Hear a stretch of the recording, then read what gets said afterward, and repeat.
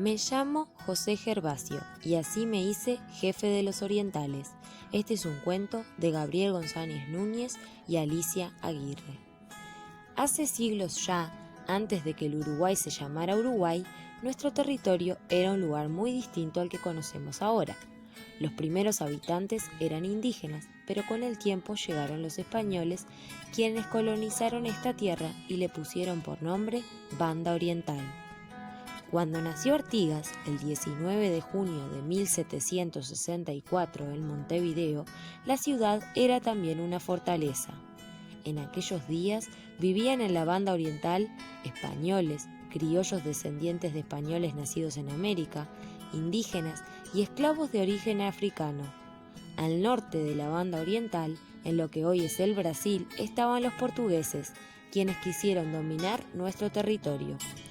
En 1810, el Imperio Español empezó a perder el dominio de estas tierras y para 1811 hubo en la Banda Oriental un levantamiento contra los españoles. En ese levantamiento, Artigas surgió como jefe de los orientales, así se les llamaba entonces a los uruguayos. Él proponía ideas que eran muy revolucionarias para la época. Quería que se declarase la independencia absoluta de España, que se crease un gobierno republicano y que las provincias del Río de la Plata se uniesen en una federación o unión donde cada provincia mantuviese su autonomía o libertad política. También quería que hubiese libertad de comercio entre las provincias y que la tierra se usara para producir. Su idea era que los más pobres y marginados pudiesen trabajar la tierra para que no quedasen desamparados.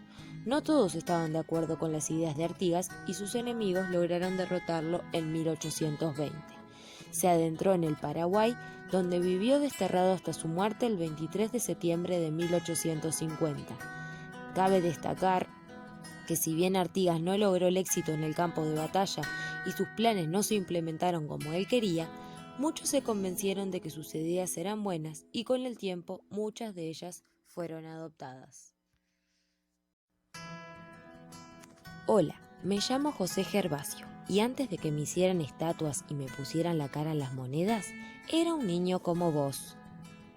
De chico vivía en la Banda Oriental con mi papá y mi mamá. Ellos me mandaban a la escuela con los padres franciscanos. También pasé mucho tiempo en la chacra de mi padre en Sauce. Me encantaba el campo. Ahí me hice amigo de los gauchos, los charrúas y los guaraníes. Esos amigos me enseñaron a andar a caballo.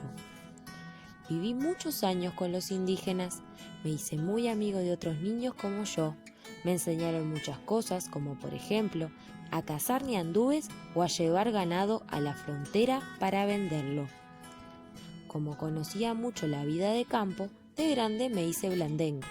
Los blandengues eran unos soldados que cuidaban que los portugueses no se metieran a robarnos el ganado a los de la Banda Oriental. Ahí me sirvió todo lo que aprendí de mis maestros curas, de los gauchos y de los indígenas. Una vez en la frontera vi a un portugués que tenía un esclavo de Montevideo. Su nombre era Joaquín Encina, aunque todos lo conocían como Ancina. Decidí comprarlo y desde ese momento Ancina me acompañó siempre, como soldado y como amigo. Hasta payaba defendiendo mis ideas. La verdad es que siempre fui muy sociable. Me gustaba armar bailongos y tocar el acordeón. Muchos amigos me pidieron que fuera el padrino de sus hijos, a lo que yo decía que sí con gusto. Incluso adopté como hijo a un guaraní llamado Andrés, o a Curarí, a quien todos llamábamos Andresito. En su momento vinieron los tiempos de guerra. Ya no queríamos ser una colonia de los españoles. Yo me ofrecí para dirigir a los orientales. Pronto todos me seguían porque sabían que yo siempre me preocupaba por ellos. Una vez hicimos un éxodo, una emigración en masa, porque teníamos miedo de lo que podían hacer los europeos si nos quedábamos cerca de Montevideo. Fue difícil, pero hice todo lo posible para proteger a los que me acompañaban.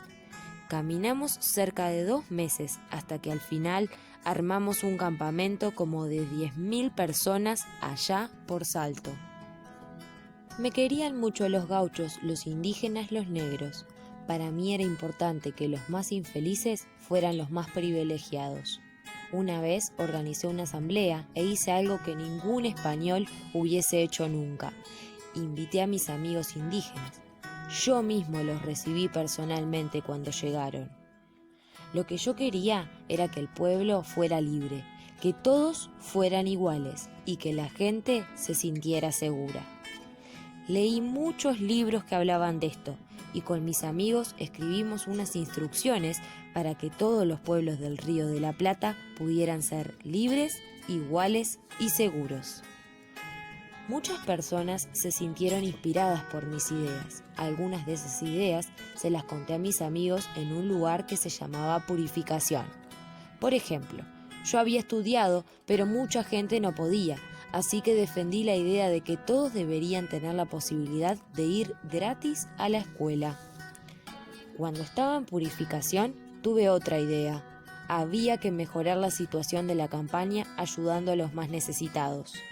Hice un reglamento para que se les diera terrenos a los más pobres a fin de que trabajaran la tierra. Así ellos podían tener una forma digna de ganarse la vida.